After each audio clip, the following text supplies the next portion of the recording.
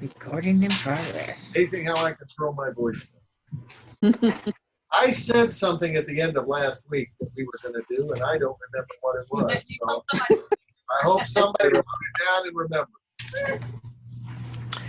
Well, if we didn't like it, we can make up something new. I thought somebody wrote it down. I did. How hard is it in our culture today to point out sin? Oh, wow. Yeah. That's a biggie. So we could change that. I think that's a good subject. Okay, and we'll focus on a couple of verses here, one of which I believe is in Maybe I can't see it. Luke, but I'm positive. Go to Matthew 7, verse 12. That will be one verse.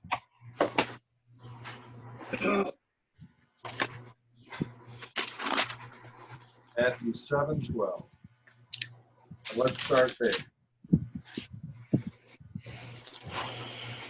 Turn right here. That's not the right one.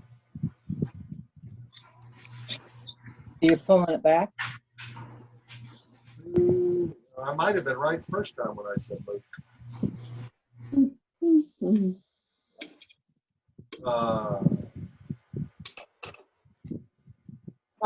Matthew 7:1. I'm sorry. Matthew 7:1. Everyone, 7:1. judge not that you be not judged. Right. Anybody I else? like that one. A different You translation? told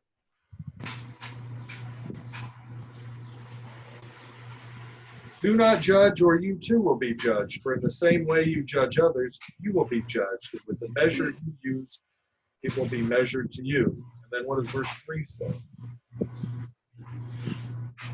Why do you look at the speck of sawdust in your brother's eye and pay no attention to the plank in your own eye? How can you say to your brother, let me take the speck out of your eye, when all the time there is a plank in your own eye? You hypocrite, first take the plank out of your own eye, and then you will see clearly to remove the speck from your brother's eye. Okay. So we've got that verse, all right? So keep a finger there. Now go to Matthew 18.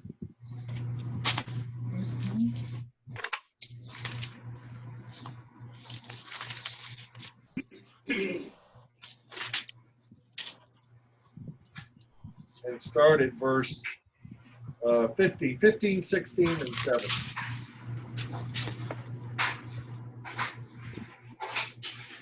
Who wants to read those? If your brother or your sister sins, go and point out their fault, just between the two of you. If they listen to you, you have won them over. But if they will not listen, take one or two others along, so that every matter may be established by the testimony of 2 or 3 witnesses. If they still refuse to listen, tell it to the church. And if they refuse to listen even to the church, treat them as you would a pagan or tax collector. I like that. Right. So, how do we reconcile these verses? Oh. Okay, in mine it says, if thy brother sin against thee. So it's not that they just sin, but they sin against you. Then go and talk to them individually. If that doesn't work, then the next stages. But if so I think that's a little bit different than pointing out someone's sin for the sake of pointing out their sins. That's an interesting thought. What do you think?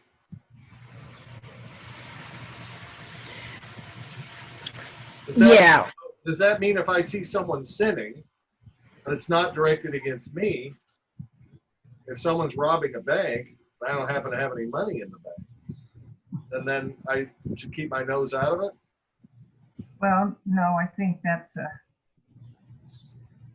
Okay, in that case, you're calling someone to rectify the situation and take the criminal into custody. But if you see someone sinning, say you see, Let's say you know someone. You just either know someone. It could be someone in a church, or it doesn't have to be someone in the church. And you happen to find out this person is cheating on his wife. yeah, Okay. So what do? then you can talk to him. But he's not Right. sinning against you. What? Yes, It's not against you. no.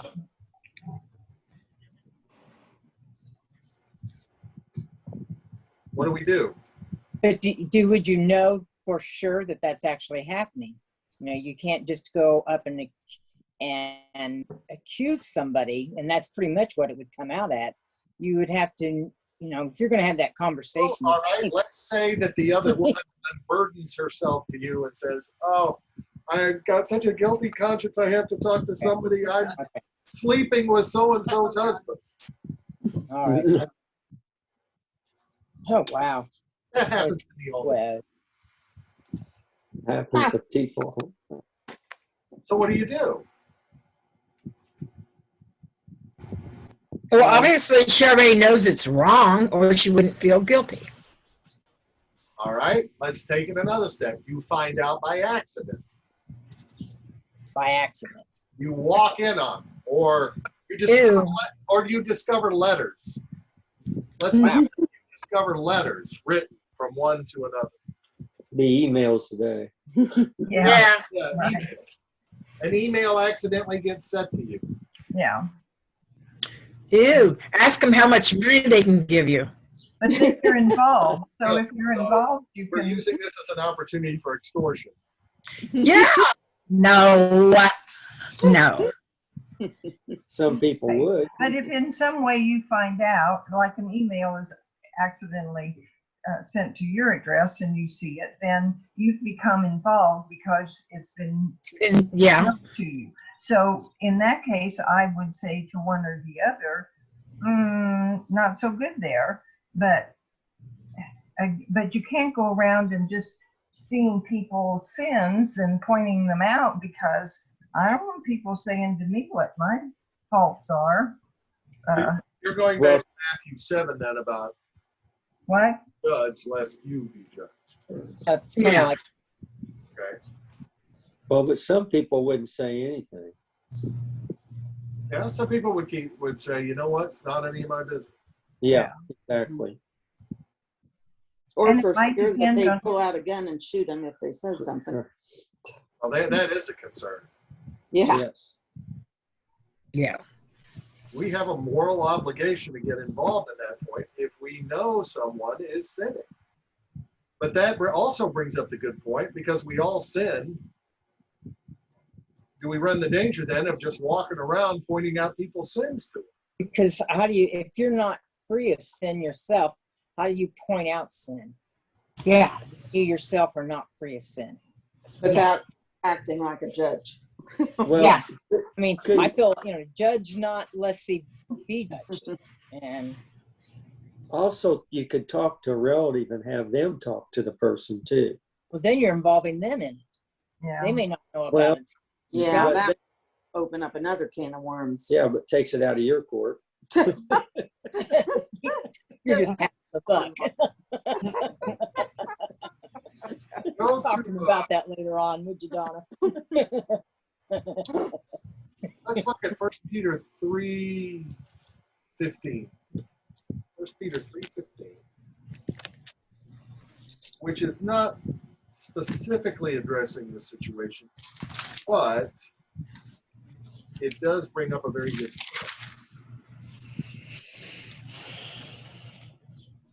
First Peter, I can't find Peter. He's hiding. before First John. Right after 3:15. Yeah. Oh, there he, no.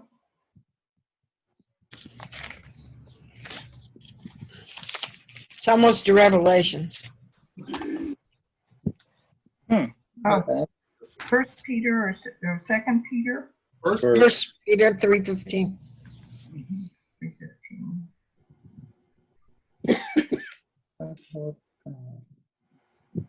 Okay, thanks. All right. But in your hearts, set apart Christ as Lord. Always be prepared to give an answer to everyone who asks you to give a reason for the hope that you have.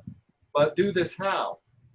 And meekness and With gentleness and And respect. respect. And respect, keeping a clear conscience. The Bible makes that point consistent, that we are to share our faith in whatever way that we share it, with gentleness and respect, especially for people who think differently. We're not supposed to beat anybody over the head with the Bible. Thank you. So you can do this in a way that's done with gentleness and respect. You can go to someone and say, look, I have seen this in you, or I've noticed this behavior, or I have found this out. I'm bringing this to you. You don't have to use the words in gentleness and respect, but I'm bringing this to you because I care about you. And I want you to understand that this is not godly behavior. And that this is not the way God wants you to be handling this situation. Now, there are one of two ways in which they can respond. What do you think those are? Get out of my Taking- face, What's that? or Well, hopefully, none of the responses include gunplay, but well, today that's a point. we Yeah. could think bringing it to their attention, brought it to their attention, they're either going to get angry or they're going to say thank or you. they're going to accept it. Mhm. And either way, you've done what you've been called to do. Let's kind of turn this around for a second. If you were doing something wrong, would you want someone to tell you you were doing something wrong so you could stop doing it? Yes. If I were doing something wrong, I'd already know I was wrong. That's So true. them Well, telling me would just show that I let other people know I was doing something wrong. Rather than, but if someone came to you, if you were doing something and someone came to you and said, I noticed this and I was concerned for you, if that opens up a dialogue so that, if you're troubled over something, you can work it out and have someone help you with it. That would probably be good. I think what you just said is probably the perfect way to handle it. Mm-hmm. I've noticed you doing this, and I want to bring it to your attention because I care about you. Gentleness and respect. Sadly, though, we've got too many people that go the other way, and well, guess what I found out, or I know something, and you need to straighten up, or that's I think referring back to the Matthew 7 verse. You straighten up, tell the whole truth. Someone like that, you are judging. Mm-hmm. Well, what do you think about, like in the Bible, a lot of times they took another person with them? Wait a minute. Would you do that today? Hold on. Oh, in step 2, Yeah. Yeah. Take another person with you, and if not, bring it before the church. I don't know. Ooh. Well, why would you do that? Why would you do that? Well, one thing is they took a person with them for a witness, right? Right. Mhm. Because the witnesses, Of the you remember conversation. back at Jesus' trial, you couldn't have just one person come up and say, yeah, you did this. You had to have 2 witnesses. And so having 2 or more people kind of shows the other person, it's not just one person saying this. Right. Mm-hmm. So, Hello. But you see that today in a lot of things when your job, if you're going to be corrected, you see a witness in that. There's form for any kind of formal corrections or anything.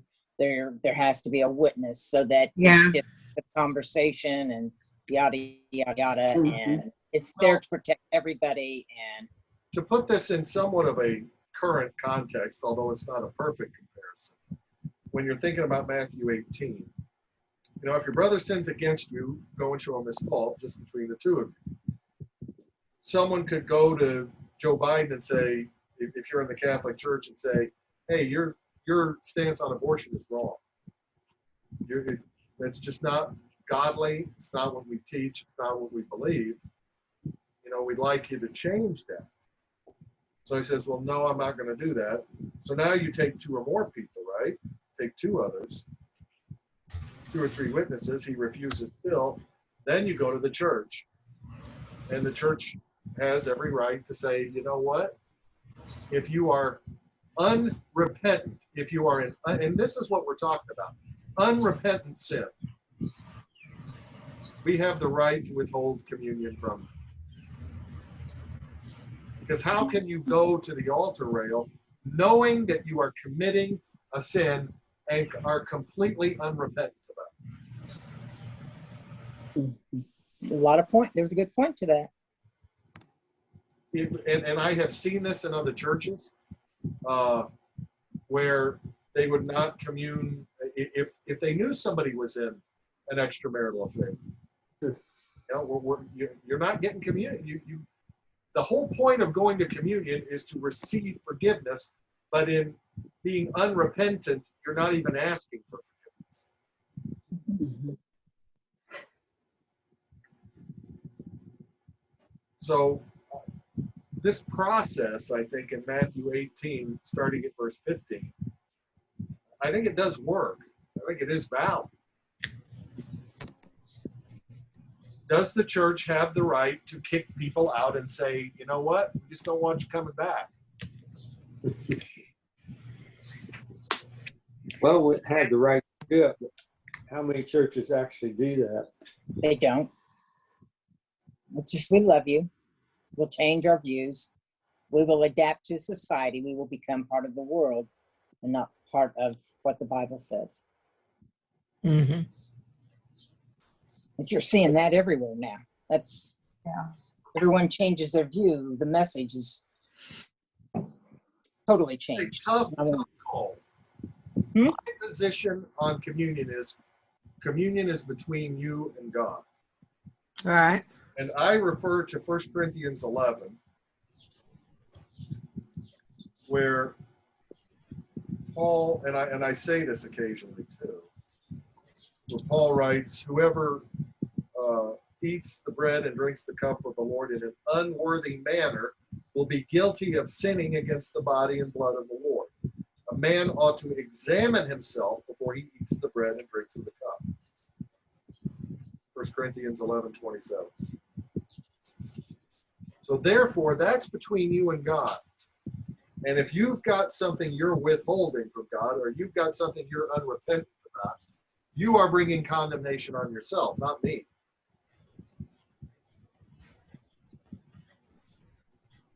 Now, at what point do we say we just don't want you coming here anymore? I'm not sure what that line is. I'm not sure where that line is. But there is a line out there somewhere.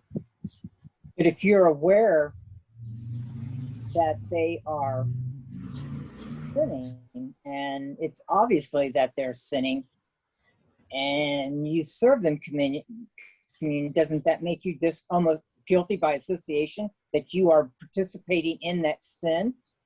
You're a participant in that. If you're serving in communion and allowing that to go on, to be a part of it, you are participating in that sin. That's an interesting position. And I know some church, that's the position I can assure you of the Catholic Church. Now, again, that's why I refer more to 1 Corinthians 11. That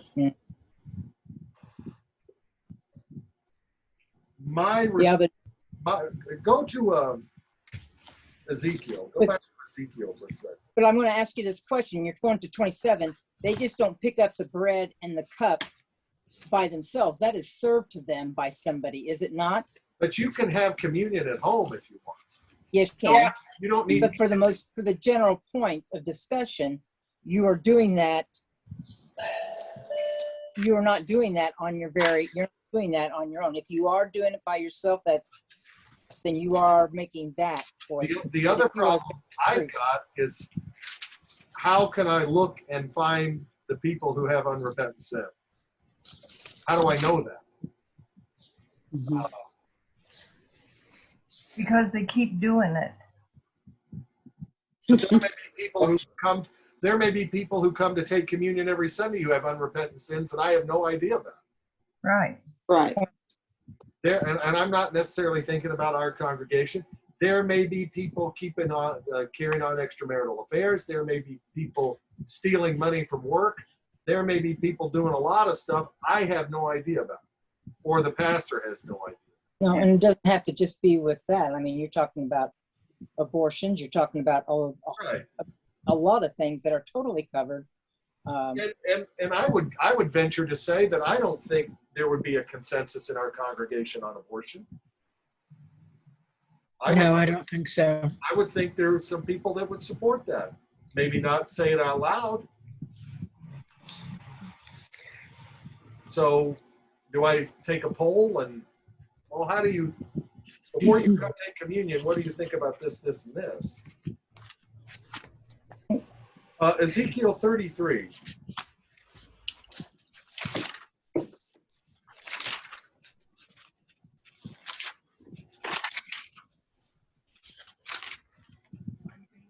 No, 33. Let's see, Ezekiel 33, starting at verse 2. 2.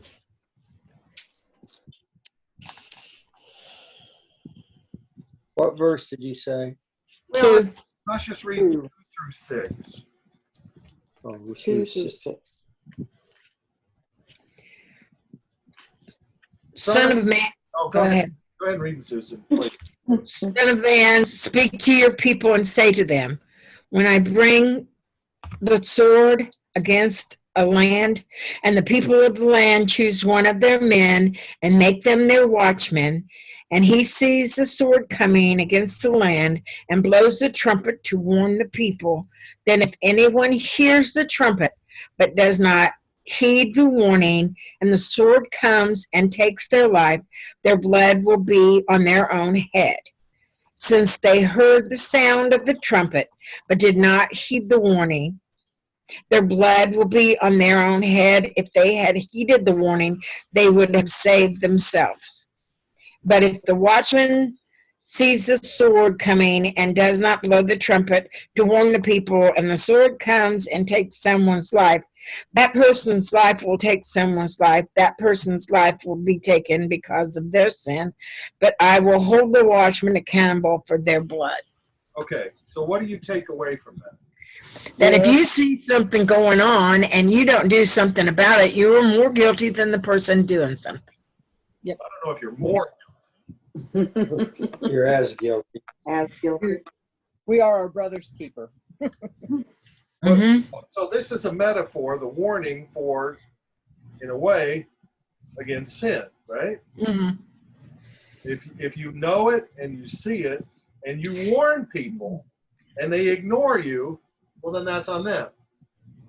But if you don't warn them, if you just let it go, then in some ways you're just as guilty as they are and you will be held accountable.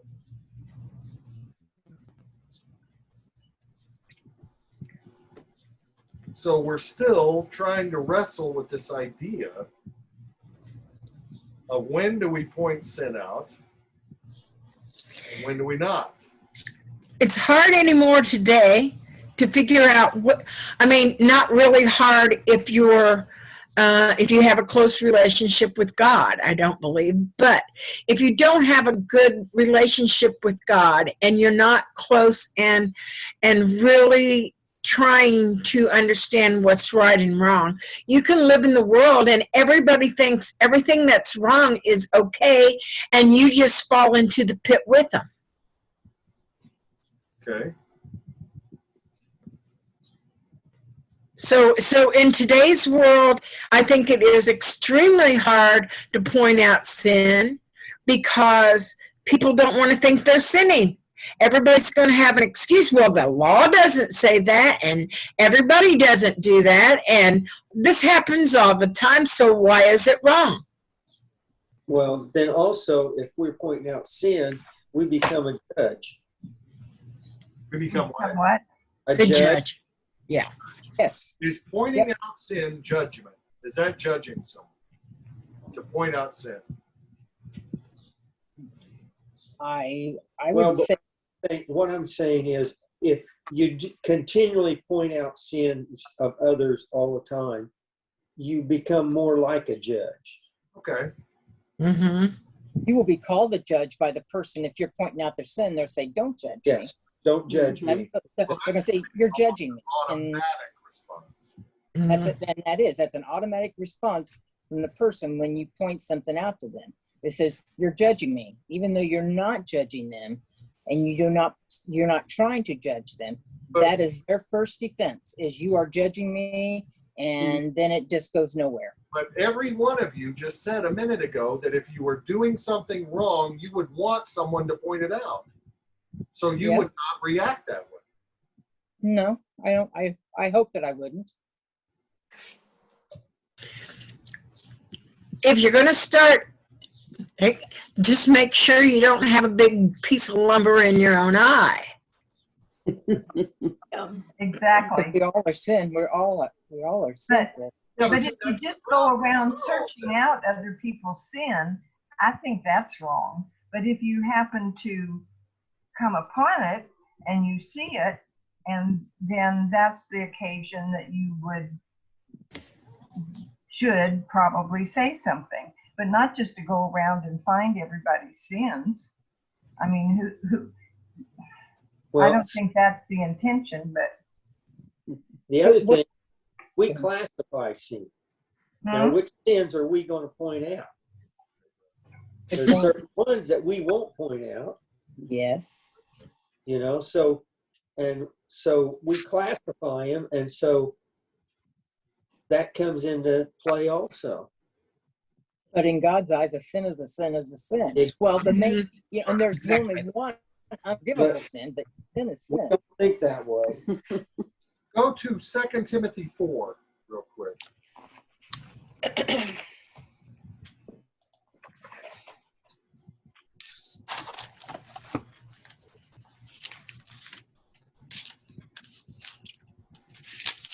Wow, I'm getting really good at this anymore.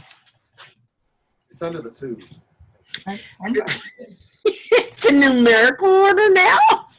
Second Chronicles. See the screen. Samuel. 2 Timothy 4. Timothy 4, verse 2. Preach the word. Be prepared in season and out of season to do what? Correct, rebuke, and encourage. Rebuke and encourage. Correction and rebuking is part of our charge. Verse 3, for the time will come when men will not put up with sound doctrine. Instead, to suit their own desires, they will gather around them a great number of teachers to say what their itching ears want to hear. Love And that. that's today. That's today. Yeah. Mm-hmm. They will turn their ears away from the truth and turn aside to myths. Be prepared in season and out of season, correct, rebuke, and encourage. He's saying we are called to rebuke and correct in certain cases, unless I'm misreading it. No, and we not only in others, but in ourselves. Sure. I mean, it's easy to sit there and correct everybody else or to point it out, but we need to also take that time to examine ourselves, our own sins, Right. and But to Paul is writing to Timothy specifically about false teachers and false teachers. Right. And he's saying you've got to be able to correct and rebuke. Certainly in your own life, absolutely. But he's talking about others. yeah, I know that. Talking about the people with the itching ears. Men will not put up with sound doctrine. If you go back to the beginning of chapter 3 on the previous page, there will be terrible times in the last days. People will be lovers of themselves, lovers of money, boastful, proud, abusive, disobedient to their parents. And he just goes on and on. It's describing today. Yeah. Exactly. So let me ask you this. What is the best way to love another person? What is the best way to love someone else? To help them be the best person they can be. Okay. Think of a parent-child relationship. It's the best way sometimes for a parent to love a child is to what? Say no. Discipline them, to Yes. say no, Yep. to correct, Honest. to rebuke them. Mm-hmm. Now, it used to be that was very common.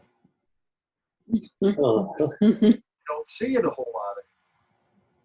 The idea is we got to let little Johnny be the best he can be, and the only way he can be the best is if we give him complete and total freedom.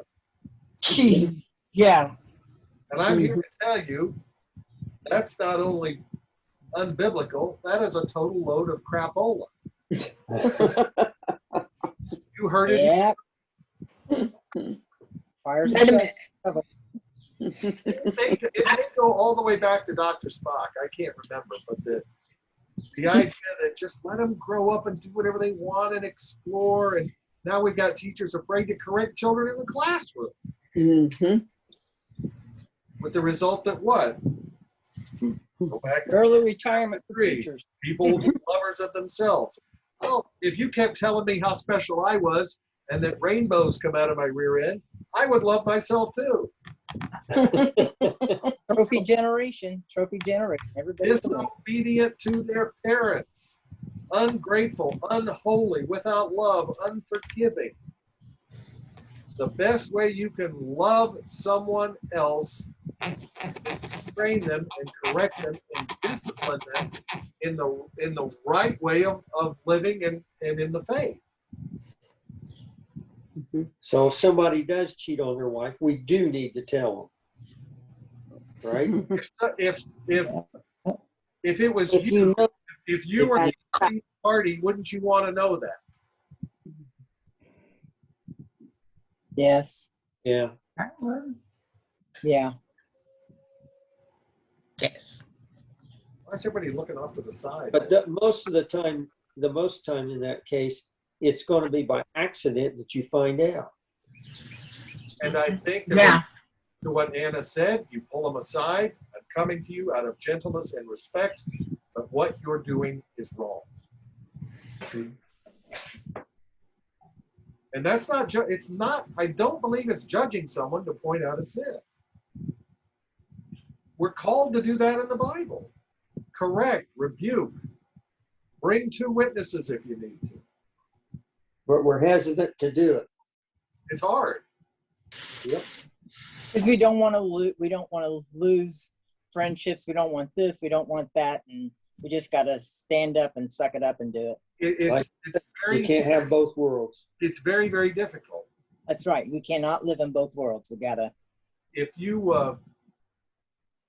would you rather lose a friend and gain a soul for Christ? I think is sometimes the way you got to look at it.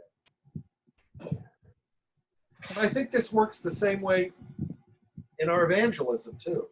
We are so hesitant to talk about it because we don't want to offend anybody. We don't want to lose any friends. But we're all called to do that, to share the gospel. Now, A lot of it comes down to peer pressure. When you stop and think about it, say that again. peer pressure. What about it? I think a lot of it has to do with peer pressure. Oh, I'm You sure it does. Mhm. And that's what we see going on in our culture today.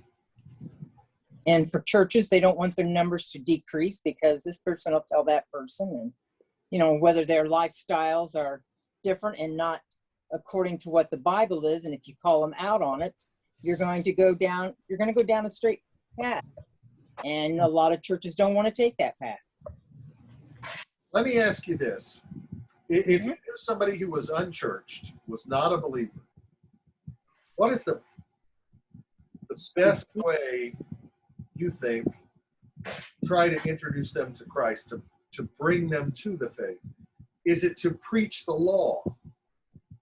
That is to preach to them, you know what, you're a sinner, and if you don't change, and if you don't turn around and you don't come to Jesus, you're going to hell, and it's going to be a terrible place, and it's awful. Or is it the gospel? It's the gospel. That Jesus loved you. God so loved the world that he gave his only son. Do we preach the law or the gospel? I vote gospel. Gospel. Gospel. Gospel? Yeah. Mm-hmm. What do you think? Gospel? It's just a trick question. But the gospel is contains a lot of the laws. It does. I think it's a So- trick question, though, in the sense that you have to preach both. If I preach to you only the gospel, God loves you, he made you, whatever, he made you the way you are, whatever you want to do is fine with God, he accepts you, he loves you, why do I need to change? But that's not just all the gospel. The gospel isn't just about God just loves you. God also corrects us. That is part of the gospel.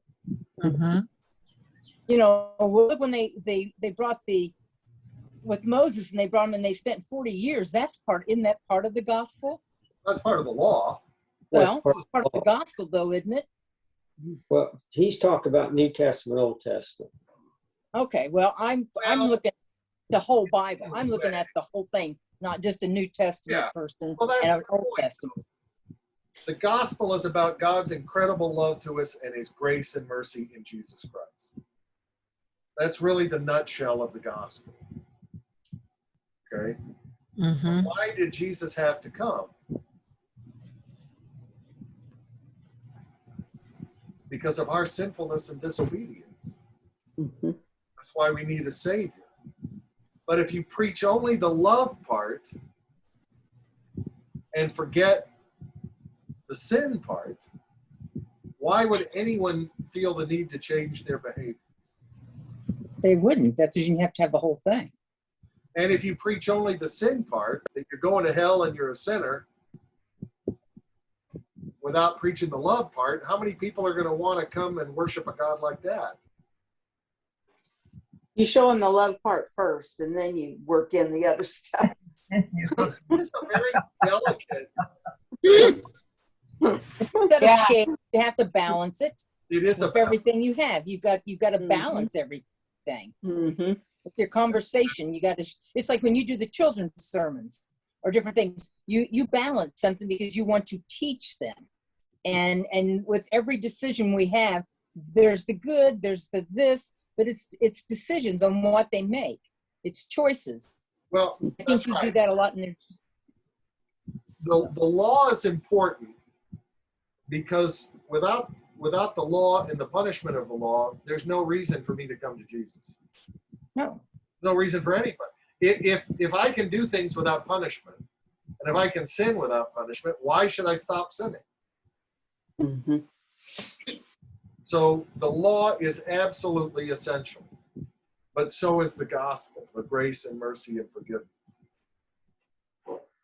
So let me ask you this. Do you love God more because of a healthy fear and respect for his punishment, or more because of your understanding of the benefits of his grace and mercy? Benefits of grace and mercy. Both. Mhm. I don't have one over the other. Okay. But don't you think that some people who are law-abiding citizens, mainly law-abiding citizens because some of them anyway, they're afraid of the punishment of breaking the law? Sure. Yeah. That's the reason we have the No, I mean, court. if the only reason you're obeying the law is fear of punishment, is that a good thing? No. No. What happens first time you see, like during a blackout, what happens? See all the- Looting. No cops. You see, No idiots. cops. Yeah. So the fear of punishment is gone, so I'm going to go do what I want to do. So those are the people that the only reason they obey the law is because they're fear of getting caught. Yeah. Their fear of punishment. Mm-hmm. But we would like to think that beyond that, we have a desire to be in a love relationship with our Creator. That we don't just love Him because we're afraid of what He can do to us, but we love Him because of what He has done for us. What He has done for us, but I also like the fact what His expectations are of me. What I are like. His I feel if I'm being held accountable to Him, and it's just like your parents. It's just like I went my whole life while my parents were like trying to make them proud that they were like, okay. And that was my relationship with my parents. And that's just kind of like with God and Jesus, it's like, I want to make good decisions. Yeah. Do I fall short? Yeah, probably very often, but it's a matter of, I want to meet his expectations, but yet you want both sides of it. That's the only way I can explain for myself, I guess. No, that makes sense to me. Go to I think it's Matthew 25:23.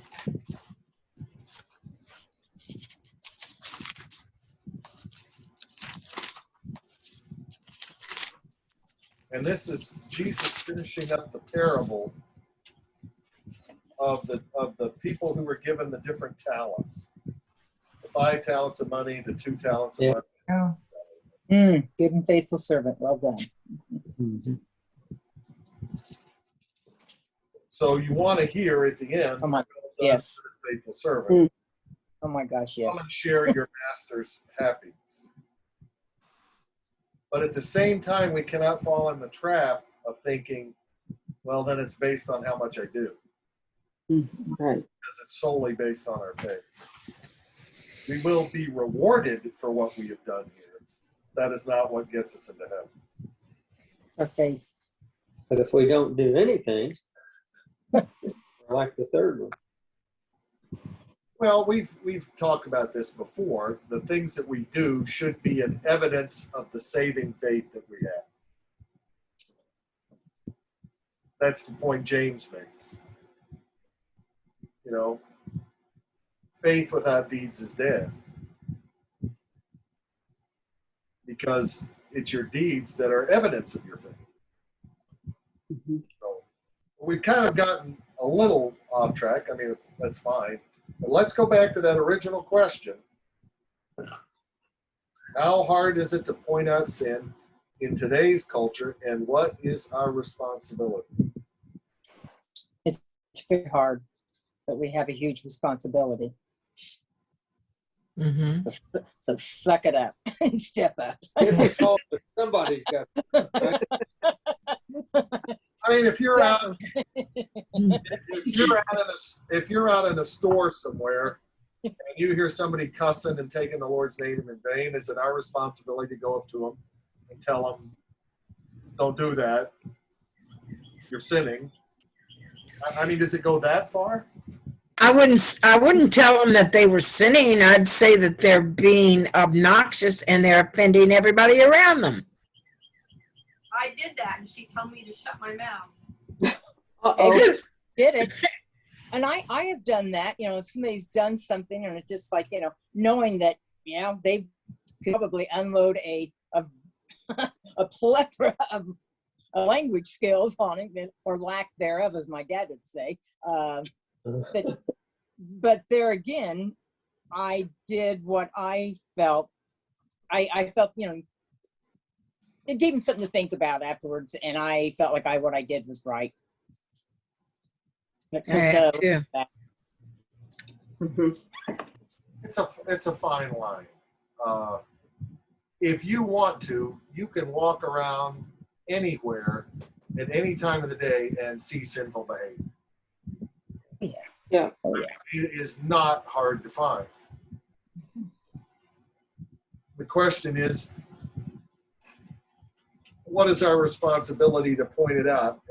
I think simply to point it out for the sake of keeping score or trying to correct someone just for the sake of correctness goes back to the Matthew 7, where we're talking about, not judging other people. Are you doing it in a way to judge others? Or are you doing it with a clear and true desire to bring them back to the Lord? I really do think that's the difference. Well, I think it needs to be done out of love, that, you're not just attacking them because they're doing it or criticizing them, but just like, you discipline your children. You do that out of love. And I think if you see someone sinning, you're going to tell them because you love them and you don't want them to sin and not go to heaven, Well, and it's hard to get that message across to them, though. I agree with that point, and that goes back, that was the point I was trying to make when I asked that question, what's the best way to love someone? Right. That you want to do everything out of love. And the greatest love you can have for someone else is to want to see them be in a relationship with Jesus. And I think for every person's different on the best way to try to do that, because everybody's a unique personality. Some people might need to hear more gospel, and others might need to hear more law. It just kind of depends on the situation. We just need to go into it with an attitude of trying to love the other person rather than wanting to judge them or put them down or make them feel smaller than we are. Mm-hmm. Mm-hmm. So having said that, now we'll take the remaining time and everyone will point out the faults of everyone else. I gotta go. Bye. What's that? Oh, gotta go. Yeah. Never. Heck, you're in South Carolina. We don't know much about you. You're in good shape. Yeah. Oh, there's Susan. Hey, I know. I even have pictures to prove some of it. Uh-oh. No, I wouldn't do that because she knows a lot about me too, so I better shut up right now. Yeah, because I lived before you did, so I know Yes. all of your life. Yeah, yeah. For the women that are in the kitchen, we have 3 new carts. Yay! Oh, good. Nice. The carts are downstairs Good. and assembled. Thank you, Marvin. Those things And assembled. Oh, good. That's better even. are ready. They're ready to go. Instruction. Caitlin says instructions are included. It's like, oh no. Some assembly required. All right. Good discussion. Wow, lots of good stuff. Good session. Kind of like we are. The bottom line is here the difference between an unrepentant sinner and a repentant sinner. I have a story, and this kind of fits in with this, and it's a little bit interesting. I knew someone who they split up with their husband, but I didn't know why for a long time. And then they finally told me why, because their husband had an affair with somebody else. And they stayed separated, and this other person was a distant relative of the family, not of her husband, but of her family. And so then the next thing I knew, a couple months later, they were trying to get back together again, but they still aren't living together, and they're staying together and trying to be congenial so that the children aren't suffering. Okay. So someone asked me, well, if he forgave him for that, what about the girl? did she forget the girl? And I said, that's not my business. I don't know. What should I have said? Should I have said, I don't know if she's forgiving the girl. And I have my own problems with the girl aside from this. So I think she's a toxic person anyway. But what do you do? I mean, do you say, well, I guess I don't know. I better go over there and just whip a knot in her tail, make sure she's not forgiving the girl or is forgiving the girl. What am I supposed to do? You're talking about, does the wife forgive the other woman? Yeah.